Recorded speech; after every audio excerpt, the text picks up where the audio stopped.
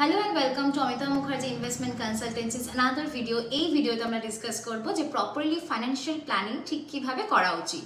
প্রত্যেকের financial planning কিন্তু আলাদা আলাদা রকমের হয়। আমরা একটা জেনারেলাইজড প্ল্যান এখন আমি বলবো, ডিসকাস করব, বাট অবশ্যই মাথায় রাখবেন যে age to age, person to person, যেরকম যার স্যালারি, যেরকম যার ফ্যামিলি নিড, সেই অনুযায়ী কিন্তু ফাইন্যান্সিয়াল গাইডেন্স ডিপেন্ড করে।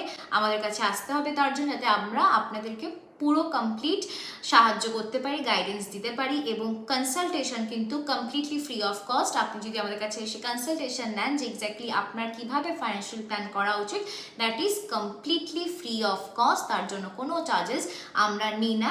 আমাদের অফিসটা হচ্ছে কাস্টাপাড়া পোস্ট অফিস থেকে এগিয়ে রয় ম্যানশন বিল্ডিং এর গ্রাউন্ড ফ্লোরে, অমিতা মুখার্জি ইনভেস্টমেন্ট কনসালটেন্সি বড় বড় করে লেখা আছে। তো প্রথমেই যেটা দরকার, প্রথমেই হচ্ছে আমাদের দরকার একটা হেলথ ইন্স্যুরেন্স, এবং সেকেন্ড দরকার হচ্ছে লাইফ ইন্স্যুরেন্স। কেন? প্রথমে হেলথ ইন্স্যুরেন্স এই কারণে দরকার যে আমরা যদি আমাদের লাইফকে সুরক্ষিতই না করি, প্রোটেক্টই না করি, নিজেকে সেফই না করি, তাহলে আমরা ইনভেস্টমেন্ট করে লাভটা কি? রাইট? আমরা যা কিছু করছি, আমাদের কাছের মানুষ যদি ভালোই না থাকে, আমাদের শরীর যদি সুস্থই না থাকে, তখন টাকা পয়সা সম্পত্তি কোনো কিছুরই আর কোনো মাইনে থাকে না, তাই তো? আর সারা বছরে যে সঞ্চয় করছি, সেইটাকে পুড়িয়ে কেন আমি ট্রিটমেন্ট করতে যাব? তো আমাকে সবার আগে যেটা করতে হবে, that is an health insurance policy. যাদের কর্পোরেট পলিসি বা সরকারি পলিসি আছে, তারা কি পলিসি নেবে যাতে তাদের প্রিমিয়ামটা অনেক অনেক কম পড়তে পারে, আদার্স সবার থেকে যাতে কম পড়ে। তো আগে আমার ভিডিও আপলোড করা আছে, সেটা একটু প্লিজ দেখে নেবেন। তো দ্যাট ইজ বললাম হেলথ ইন্স্যুরেন্স পলিসি। নেক্সট হচ্ছে life insurance policy, another security, কিছুই না, একটা সিকিউরিটি। আর এখন লাইফ ইন্স্যুরেন্স পলিসির বিভিন্ন পলিসি আছে, যে আগে বলতো যে মানে যদি কারোর একমাত্র ডেথ ক্লেমই পাবে, তাছাড়া পাবে না, কিন্তু এখন কিন্তু সেইটা নয়। এখন ম্যাচুরিটি বেনিফিটও পাওয়া যায়, পেনশন স্কিমও আছে। সেই জন্য অবশ্যই আমাদের কাছে এসে যোগাযোগ করতে হবে যে এক্স্যাক্টলি কি কি প্ল্যান লাইফ ইন্স্যুরেন্সে পাওয়া যায়। আচ্ছা, ফার্স্ট হচ্ছে হেলথ, দেন হচ্ছে লাইফ, থার্ড হচ্ছে আমাদের ইনভেস্টমেন্ট। প্রথমেই আমাকে হেলথ এবং লাইফ নিতে হবে। যদি হেলথ আর লাইফ নেওয়ার পরেও আমি চারবেলা খেয়ে পরে খুব ভালোভাবে আমি কাটাচ্ছি জীবনটা, আমার সামর্থ্য আছে, তখন আমি ইনভেস্টমেন্ট করব। ইনভেস্টমেন্ট আগে, হেলথ ইন্স্যুরেন্স পরে, একদম না। আগে হেলথ ইন্স্যুরেন্স, তারপর লাইফ ইন্স্যুরেন্স, তারপর ইনভেস্টমেন্ট। এবং আমরা সবসময় সোশ্যাল মিডিয়া, ইউটিউব, ফেসবুক, বিভিন্ন জায়গায় নিশ্চয়ই আপনি দেখে থাকবেন 50-30-20 রুল।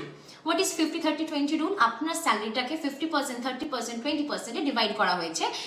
যে বলে, যেখানে যেই থিওরিতে বলা আছে যে 50% ফর নিডস অ্যান্ড রিকোয়ারমেন্টস, সাংসারিক খরচা, 30% ফর ইয়োর লাক্সারিজ, ট্রাভেল, শখ শৌখিনতা, আর 20% ইজ ফর ইনভেস্টমেন্ট। কিন্তু I say this is wrong. এটা করা একদমই সবার ক্ষেত্রে ঠিক নয়।